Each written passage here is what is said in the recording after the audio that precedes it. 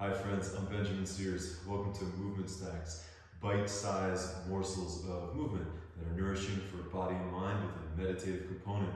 Today's short practice is all about using the front of the body, the hip flexors, to get a clean fold at the hips to decompress the lower back in some creative ways. Get right into it. Come on down to your hands and knees. Turn your hands so they face in, touch your middle fingers together. This is your shoulder width distance, and then pivot on the base of your thumbs until your index fingers point straight ahead. So it's always good to measure things up, because by using measure you can make something magical, just like baking a really good cake. Press your feet down, take an inhale into your lower back. Start by tucking your tailbone and slowly round your entire spine. As you do this, turn your elbows in and pull inwards with your hands and your chest muscles so that there's stability through your shoulders.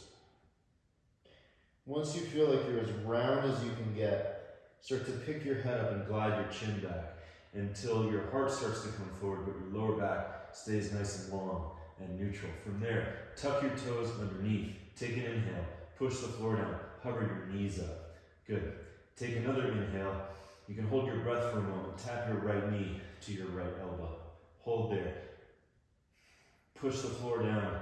Keep feeling for contracting your right hip flexor, but at the same time, moving your right sitting bone a little bit back. Put that right foot down. Without moving anything, take your left knee to your left elbow and feel for contracting your left hip flexor without arching your low back and sticking your left sitting bone back. Should start to get a little challenging. Hover again. Now both knees move towards the floor, but slide your butt back and pull your ribs in and see if you can feel more length in your low back that way. From there, step to plank pose. From plank pose, bend your knees, lift your hips, downward dog. As you do downward dog in this practice, feel for moving your knees forward towards your body to bring your hips up. So feel a little contraction in the front of the hip here that's helping you lengthen your lower back. And see if you can get that feeling of knees forward and butt up without tucking your tailbone. Pull your bottom ribs down, and then from there, look forward, push from the balls of your feet, bring yourself forward to plank. Now think knees forward, butt up, back to dog. Come forward to plank, back to dog. Nice, walk your hands back towards your feet. Put your heels down, go up on your fingertips. Look out in front of you. You could also put your hands on 2 blocks if this position is too demanding. Roll your knees in. Keep your feet hips width distance apart and feel for length throughout your lower back. Bring your right knee a little in, lift the arch of your right foot. Bring your left knee a little in, lift the arch of your left foot. Lift the lungs of your legs, your hamstrings, and put a crescendo behind your heart so that a part of you is always coming forward. From there, walk yourself back out to plank pose. Come down to your knees. Keep your toes tucked. Take your right knee forward towards your right elbow. Feel for pulling upwards with your hip flexor while sticking your right butt out, so it's like the steering wheel of your hips turns to the left. From there, you're going to tuck those toes, put them down, and then sit back onto your left heel. Take a hold of your right shin. Pull on your shin and feel for pulling your thigh towards your body while pulling your right ribs down so that your right sitting bone can move down and back, but still lengthening your low back by pulling in from your belly. Just by pulling on your shin bone, feel for lengthening up your leg with your spine, so your leg is like a template for your spine without flaring your ribs. So I don't want you to do this. Keep these ribs down, but lift your upper ribs up. Now, lean forward. Keep this contact of the thigh to the body. Hands go down. Hold and hover. Round lower back. Stick right butt out. Nice. Now, keep pushing into the floor. Step your right foot down. Step your left foot a little bit back. Lean back. Keep your right knee bent. Pull with your fingertips. Keep this connection of thigh to chest and feel for pulling yourself forward out over your leg. Step your left foot to your right foot. Come down and squat. Feet in the parallel position. Hips back up. Hands down. Pull the floor back. Pull your chest forward. Keep your thighs at parallel. So feel for pulling your thighs up to your body while pulling your heart forward. And see if you can get a length in your low back. So I'm really focused on bottom ribs down, heart forward, and butt out. Crawl your hands forward again. Hover. Left knee to left elbow. Left hip flexor contracts. Push the floor down. Take your left toes forward, sit back onto your right heel, interlace your fingers, pull on your shin, lift your chest, pull your bottom ribs down, and think that your right knee kind of slides forward, your left knee slides in, but both sitting bones move back and out. Feel for a stretch in your lower back. Lean forward, hands down, right foot steps back just a little bit, fingers go forward, pull yourself forward. So feel for moving your right knee forward, your left sitting bone back, pull your heart forward. You should feel a lot of work in the front of this left hip. Now, feet apart in your squat, come down into the squat for just a moment. Armpits go on your knees, lift halfway, press your armpits into your knees, your triceps into your shins, and pull your chest forward while you stick your butt out. This might be really demanding in your legs. From there, continue to lift your hips, and now crawl your hands forward again. So go to your own personal circumference, rather than leaning into your hands, allow them to make like a decompressive feeling in your back, so you're literally stretched over the frame of the pose. And again, your hands can be on blocks here. From there, hands down, feet back a little bit, hover again. As you put your knees down, pull them forwards, pull your hands back, round your lower back a little more, while still feeling for like hips going back. Step to plank pose. From plank, downward facing dog, bend your knees, hips way up. Right foot all the way to your right hand. It's a long way to go. Fingers go way forward and out to the sides. On the inhale, press your thigh up into your body. On the exhale, straighten your leg only as much as you can keep contact between your body and your leg. 5 times. Inhale, exhale, hips up. So as I do this, I'm working to actually push my knee forward as my hip goes up. So I'm really trying to find the fold from my hip. 4, 5. Now, bend your knee again. Lean forward, come up onto the point of your foot. Take your left fingers as far forward as you can in the center. Put your right hand on your lower back. Now move your right knee forward as you stick your right butt out. So you can even put your hand on your butt. Move that out to its own side. Look forward and then twist. And press down really hard through both feet so you can bring your arm up. So you still have the stability of your left foot pushing down.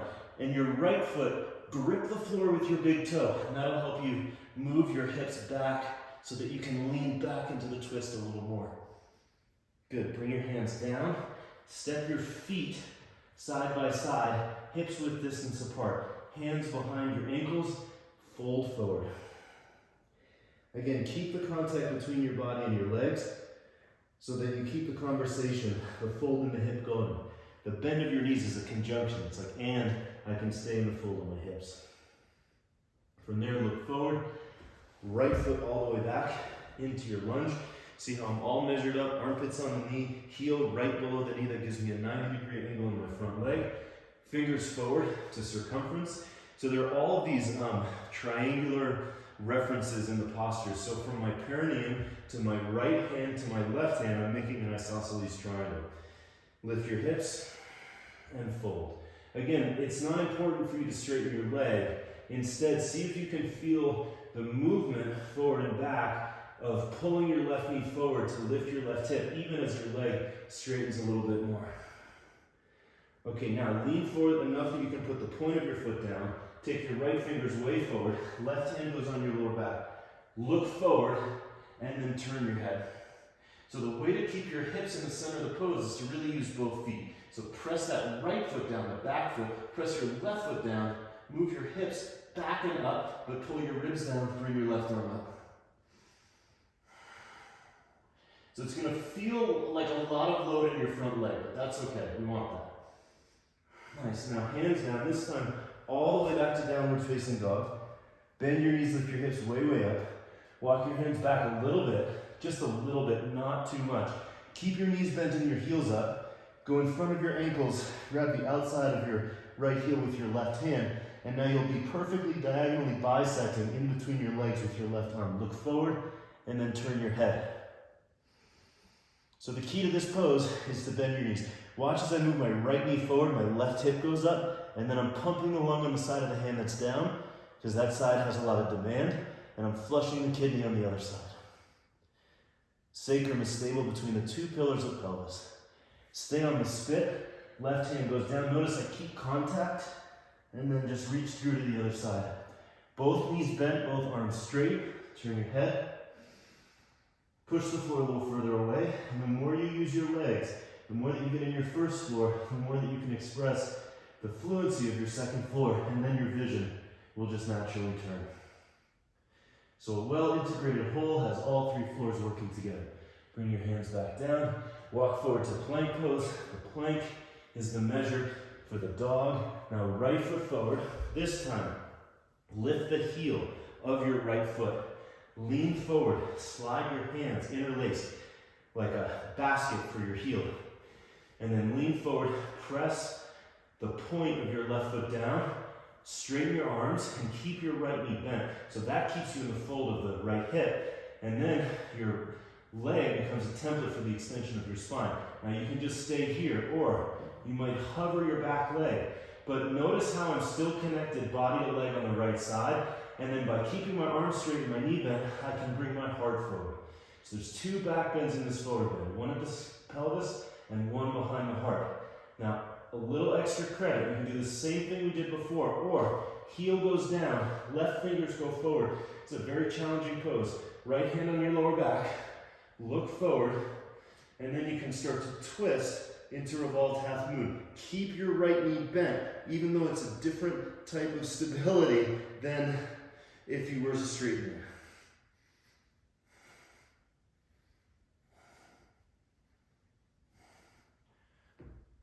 Step back, hands down, back to dog. That right leg is probably burning. Forward to plank one time, back to dog. Left foot all the way to your left hand.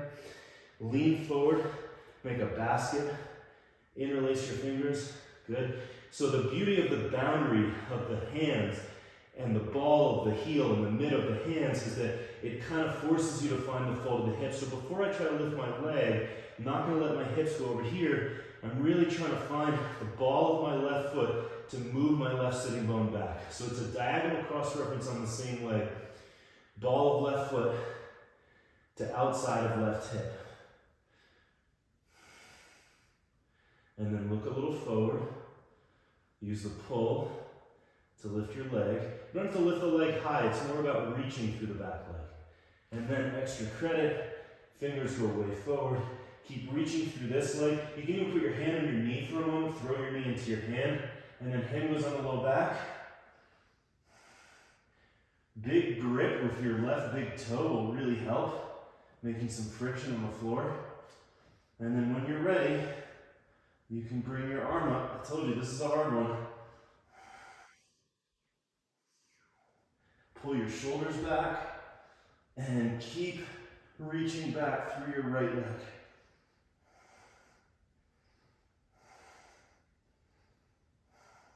Hands down, right foot in next to left foot. All right, so everybody wobbles.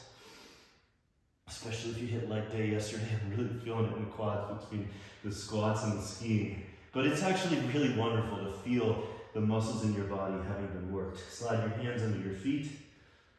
Good, and then drop your head. And you don't have to pull, just hang. And breathe your belly against your legs, lift your hips way, way up. Lean forward. Reach through the crown of your head. Roll your knees in a little bit so your sitting bones go out. So there's always an action and a counter action. So knees go in, sitting bones go out, low ribs up and heart forward.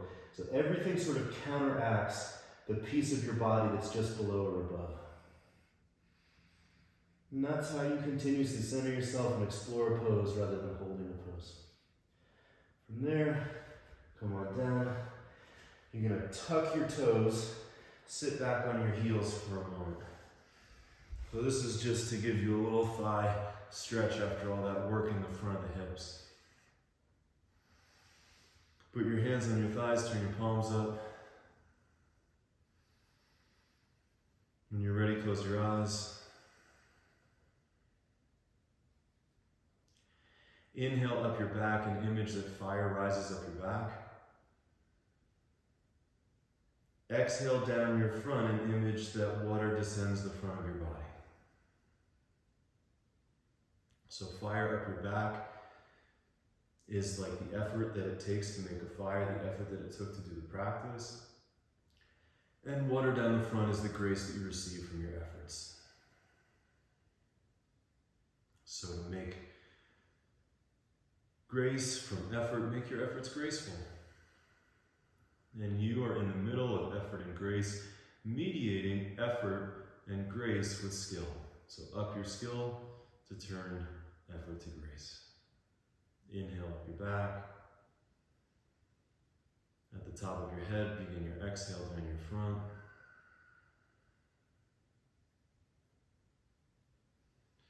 Feel the flames tickle your back. Know that effort is behind you in the past.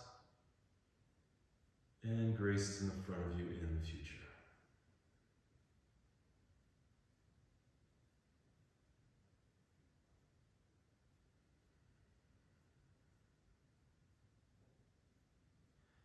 Now go underneath yourself. Put the fire under the water like a kettle over a campfire. Inhale right up the center of your body. Get to the top of your head. Exhale, let the steam out.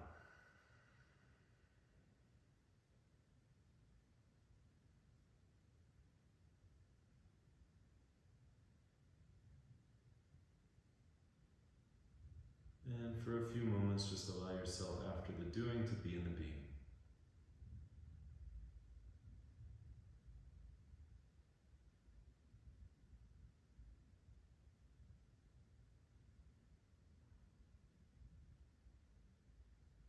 Thanks for practicing with me today. Hope you have a wonderful day. Stay in the love zone. I'll see you soon. Peace.